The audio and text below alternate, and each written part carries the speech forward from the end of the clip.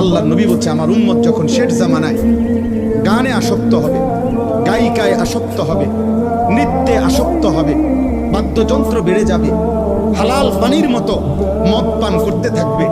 আল্লাহ রাসূল সাল্লাল্লাহু আলাইহি ওয়াসাল্লাম বলেছেন ইজা যাহারাতিল কাইনাত ওয়াল মাআজিফ ওয়াস্তাহাল্লাতিল খামরা, আল্লাহ নবী বলেন আমার উম্মতকে তখন মাটিতে ধসিয়ে দেওয়া হবে, পাথরের বৃষ্টি বর্ষণ করা হবে, চেহারা বিকৃত করে।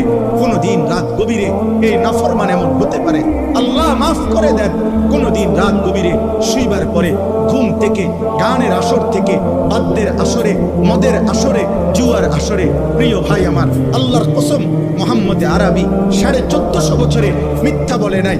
এই পাপের শাস্তি হিসাবে নবী বলছে চেহারা কোনদিন অচিরেই শেষ জামানায় আমার উম্মতের চেহারা এই গান, বাদ্য, মদ, নেশা, জুয়ার আসক্ত ব্যক্তির চেহারা মানুষের সুরত বদলিয়ে পশু জানোয়ারের আকৃতি হয়ে যাবে।